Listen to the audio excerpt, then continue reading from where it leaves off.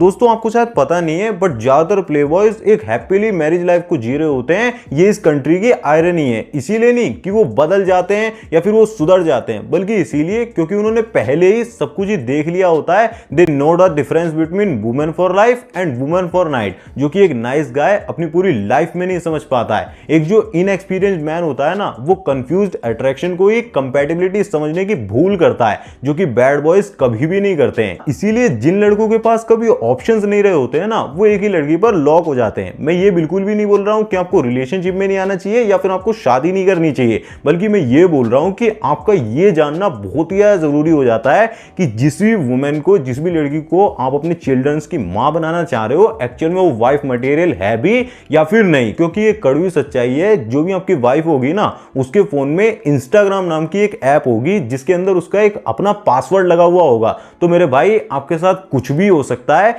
तो आपको in science को जरूर से उसके अंदर नोटिस कर लेना चाहिए, जो आज की इस वीडियो में मैं आपको बताने वाला हूं। बट एक वार्निंग पहले ही दे देता हूं, अगर आप वीडियो को बीच में छोड़ देते हो ना, तो आप अपनी जो रियल रिलेशनशिप है, एक्चुअल में जो आपका प्यार वगैरह होगा भी रिलेशनशिप में, उसको भी डिस्ट्रॉय कर बैठोगे। क्योंकि आधा ज्ञान हमेशा नुकसान का कारण बनता है। वीडियो को पूरा जरूर देखना, तभी आप जिसे कहते हैं एक्चुअल में समझ पाओगे। तो फिर चलिए बिना टाइम वेस्ट करे वीडियो की शुरुआत करते हैं। साइन नंबर 1 होता है she takes her time in getting back to you. ये चीज मैंने लड़की से खुद ही पूछी है। कई बार ऐसा होता है ना कि वो अपने डे में बहुत ज्यादा बिजी रही होती है, मतलब बहुत ज्यादा टायर्ड फील कर रही होती है या फिर किसी वर्क में होती है। तो अगर उस बीच में आपका मैसेज आता है ना, तो ज्यादातर चांसेस होते हैं कि वो आपके मैसेज को देख तो लेगी, ब्लू टिक आपको दिख जाएगा, बट उस वक्त वो रिप्लाई नहीं करेगी क्योंकि वो बिजी है या फिर वो टायर्ड फील कर रही है। ऐसा हो सकता है। बट यहां पर एक ट्विस्ट है। इससे पहले कि आप अपने दिमाग में ये सोचना शुरू कर दो कि वो लड़की मेरे अंदर बिल्कुल भी इंटरेस्टेड नहीं है, आपको ये समझना पड़ेगा कि कम से कम मिनिमम आपको 24 आवर्स का चेक जरूर से ही रखना चाहिए।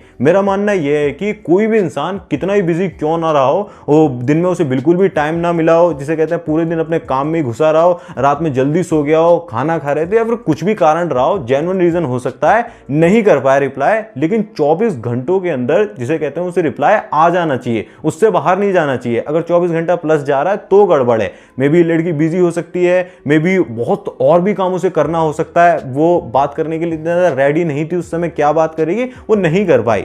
बट फिर भी जिसे कहते हैं जैसे ही उसे थोड़ा सा भी टाइम मिलता है, वो तुरंत से जिसे कहते हैं आपको रश में आके बहुत ही इमीडिएटली जिसे कहते हैं कॉल बैक करती है या फिर जिसे कहते हैं मैसेज का रिप्लाई करती है। और अगर गलती से जिसे कहते हैं आपका कॉल मिस भी हो गया हो, तो इमीडिएटली मेक श्योर करती है कि आपको पता लगे कि हाँ, उससे जेन्युइनली कॉल मिस हो गया था, वो कितना ज्यादा आपके अंदर इंटरेस्टेड है। लेकिन अगर ये हो रहा है कि आपको 24 आवर्स प्लस तक वेट करना पड़ता है, मतलब दिनों तक आप वेट कर रहे हो, आपको रिप्लाई नहीं मिल रहा है, ब्लू टिक पे छोड़ दिया जा रहा है, और ऐसा एक बार नहीं बार बार हो रहा है, मैं इंपॉर्टेंट नोटिस भी देता हूं, 1-2 बार अगर ऐसा बिहेवियर हो रहा होगा तो शायद हो सकता है कि बिजी हो या फिर कुछ काम रहा हो। बट अगर रिपीटेडली ऐसा बार बार हो रहा है तो ये कोई जो कहते हैं नॉर्मल चीज नहीं होती है, ये बहुत ही बड़ा रेड फ्लैग होता है कि वो आपके अंदर बिल्कुल भी इंटरेस्टेड नहीं है। क्योंकि जो इंटरेस्टेड वुमेन होगी वो एक्चुअली में आपसे बात करने में बहुत ही ज्यादा अच्छा फील करेगी, वो टाइम निकाल ही लेगी कैसे ना कैसे करके। बट एक साइन को नोट करके आपको इतनी जल्दी से कहते हैं फैसले पे नहीं पहुंच जाना है।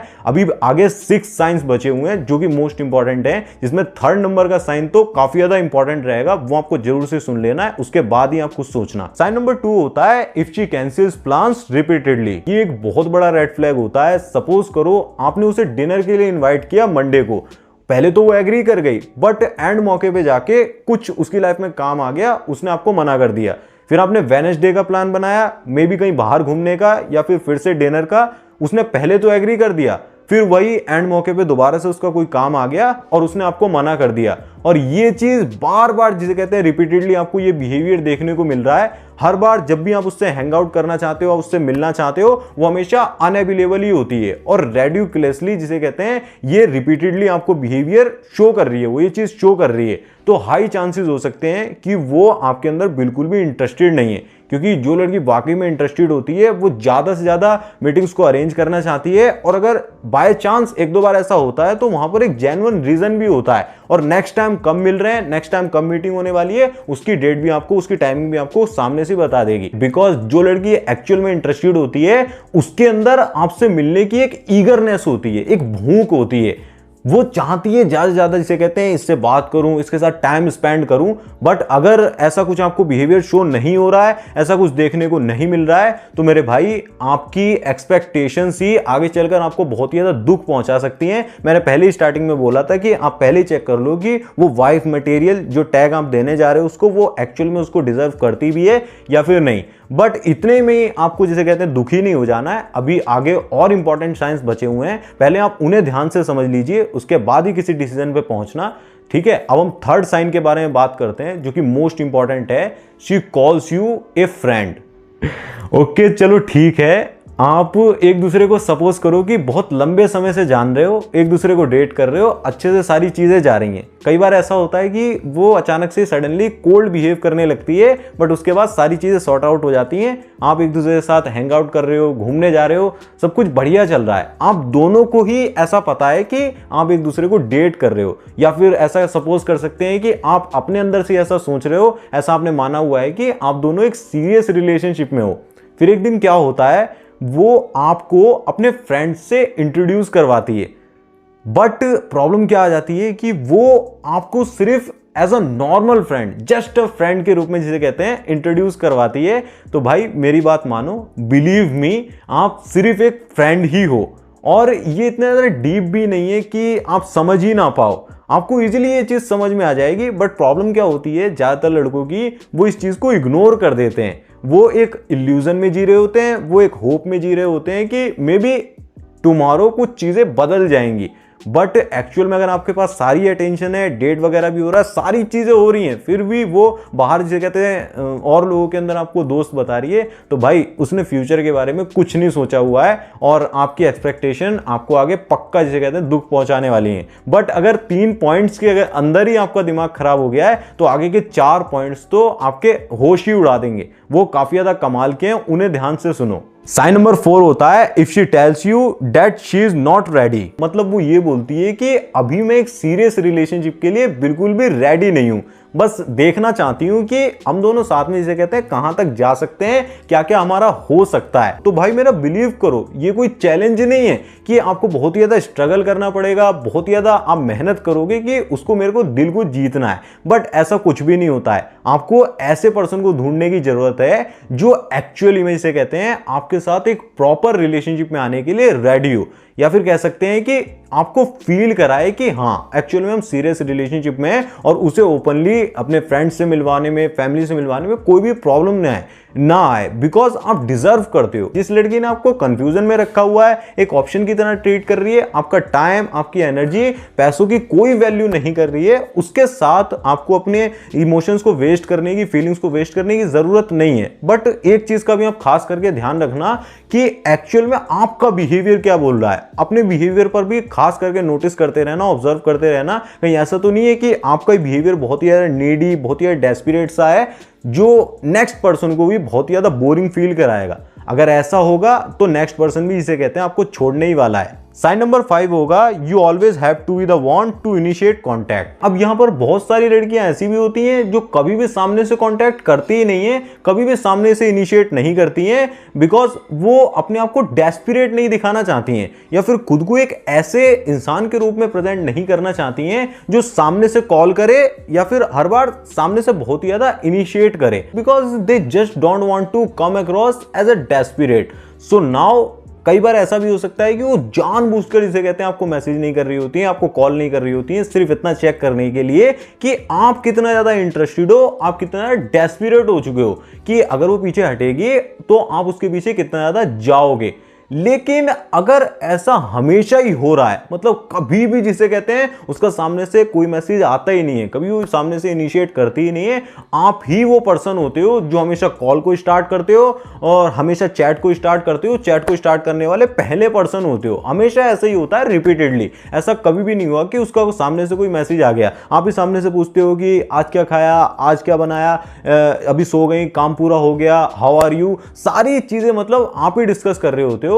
तो भाई ये एक बड़ा रेड फ्लैग हो सकता है कि वो आपके अंदर बिल्कुल भी इंटरेस्टेड नहीं है। तो मेरे भाई आप अपना टाइम वेस्ट क्यों कर रहे हो? She is so not interested in you, not into you. तो जाओ एक ऐसी वुमेन को फाइंड करो जो एक्चुअली में जिसे कहते हैं आपकी अटेंशन की वैल्यू कर रही हो, जिसके साथ आपको रियल फील होता हो, आप अपनी पूरी तरीके से पर्सनैलिटी को रिवील कर देते हो, फिर भी जिसे कहते हैं वो इनिशिएट करती है, कभी भी जिसे कहते हैं बुरी कंडीशन में आपको नहीं छोड़ती है। साइन नंबर 6 होता है when you escalate she goes वेग। चलो इसे एक्सप्लेन करके बताता हूं कि वर्क कैसे करता है। सपोज करो कि आप उससे बोलते हो कि तुम कितने ज्यादा ब्यूटीफुल दिखती हो, उसकी खूबसूरती की आप तारीफ करते हो, वो आपको रबिश कर देती है। रबिश का मतलब होता है कि आपका कचरा कर देती है, एक बकवास बातचीत बोल के आपको इग्नोर कर देती है, साइड कर देती है। या फिर अगर आप उससे बोलते हो कि अगर हम इस रिश्ते को नेक्स्ट लेवल पर लेकर जाएं तो कैसा होगा, एक तरीके से ओपिनियन शेयर करते हो कि हमें आगे बढ़ना चाहिए, तो वो उस चीज को जिसे कहते हैं फुल्ली इग्नोर कर देती है, आपके मुंह पे ही हंस देती है,